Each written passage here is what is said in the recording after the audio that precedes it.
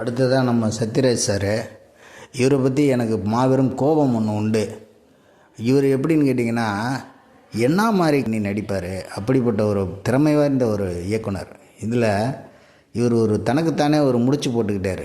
ஒரே ஒரு அட்வைஸ் ஜெய்சங்கர் இவர்கிட்ட கொடுத்து அதை கெடுத்துட்டார். அது என்ன அட்வைஸ் தெரியுமா? நீ என்னப்பா நீ வில்லனா இவ்வளோ காலம் கழித்து நடிச்சிருக்கேன்னு இவர் கேட்டிருப்பார் போல இருக்குது. முரட்டுக்கலையில் ரஜினி சாருக்கு வில்லனா நடிப்பார். அன்றைக்கி பீரியடில் ஜெய்சங்கர் வந்து ஒரு ஜேம்ஸ் பாண்ட், தமிழகத்தின் ஜேம்ஸ் பாண்ட். அவர் படங்கள்லாம் பார்த்திங்கன்னா தனி ட்ராக்கில் இருக்கும். அவர் ஒரு பெரிய மாபெரும் கலைஞன்.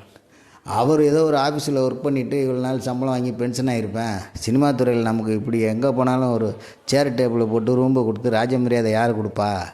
இது மாதிரி ஒரு வாழ்க்கை வாழ்கிறது கிடைக்குமாப்பா? நடிப்புன்னு சொன்னால் போயிட்டுருக்க வேண்டியதான், எதுக்கு வீட்டில் இருக்கணும் அப்படின்னு ஒரு அட்வைஸை கொடுத்துட்டார்.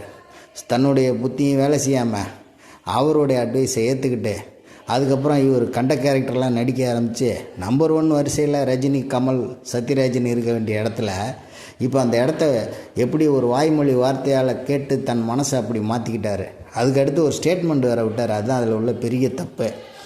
ஒரு 2 படங்கள் இயக்குனர், எப்படி ஒரு 2 படங்கள் இயக்குன இயக்குனர்கள் மட்டுமே என்னிடத்தில் கதை சொல்ல வர வேண்டும், மற்றவர்கள் வரக்கூடாது என்று சொல்லிவிட்டார். இது அவருக்கு ஒரு பெரிய ட்ராபேக். இன்றைக்கி விஜய் சார்லாம் இருக்காருன்னா பட இயக்குனராக இருந்தாலும் கூப்பிட்டு கதை கட்டு இதை மாற்றி இப்படி வச்சுக்கன்னு சொல்லிட்டு நடித்து தான் இன்றைக்கி அவர் அடுத்த சிஎம் கேண்டிடேட்டாக நிற்கிறாரு. இவர் தனக்குள்ள வாழ்க்கையை தான் வாயாலே சூனியம் வச்சுக்கிட்டவர். அதனால் சொந்த வாயில் சூனியம் வச்சுக்கிட்டவர்னு இவருக்கு பேரை கூட வச்சுக்கலாம்.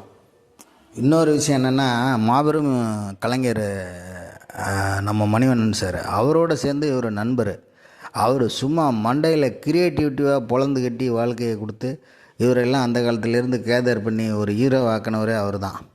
அப்படிப்பட்ட ஒரு கலைஞனு கூட வேலை பார்த்துட்டு கடைசி நிமிஷத்தில் இப்படியெல்லாம் ஒரு முடிவு எடுக்கிறாரு. ரொம்ப மன வருத்தமாக இருக்குது.